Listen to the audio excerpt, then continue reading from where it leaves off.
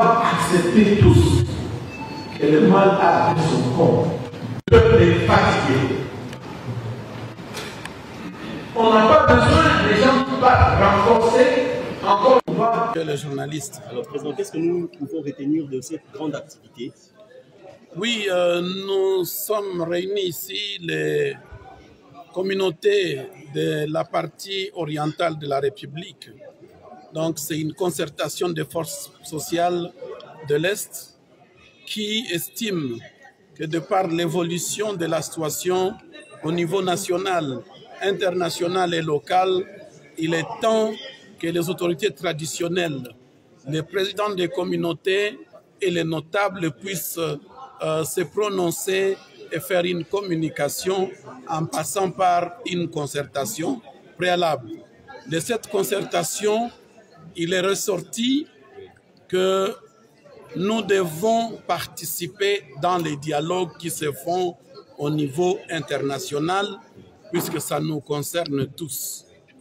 De ces échanges, il est ressorti que la population de l'Est est surprise de voir le président Kabila Joseph, sénateur à vie, se retrouve aujourd'hui avec un discours où il pense qu'il va démanteler la dictature à Kinshasa.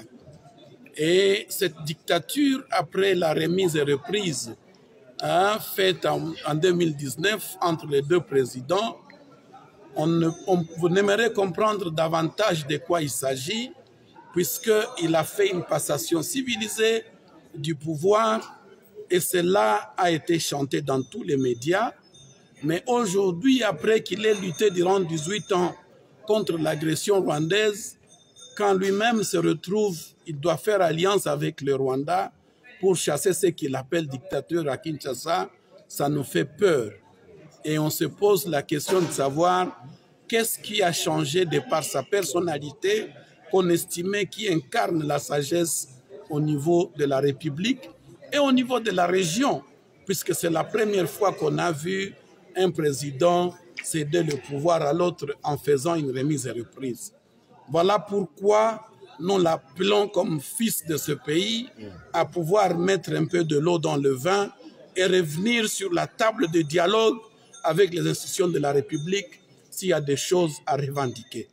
C'est clair que la politique est dynamique, il peut y avoir des revendications à tous les niveaux et nous, comme responsables des communautés et chefs coutumiers au niveau de la République et particulièrement à l'Est, nous sommes prêts à soutenir toute initiative allant dans le sens de ramener la paix en appelant les fils et filles de ces pays à se retrouver autour d'une table pour discuter de points qui nous concernent.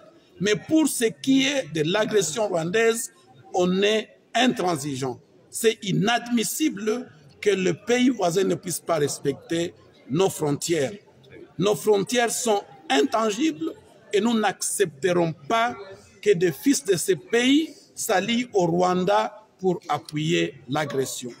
Nous voulons la paix entre les peuples des Grands Lacs, entre les peuples de l'Afrique. Nous sommes prêts à faire appel avec le Rwanda, mais que chaque pays respecte la frontière de l'autre. Merci beaucoup. Merci, Président, votre nom. Je m'appelle Joseph Nkinzo, président et porte-parole de la notabilité et communauté du Grand Kivu, mais aussi porte-parole du Congrès du peuple pour la paix. Merci.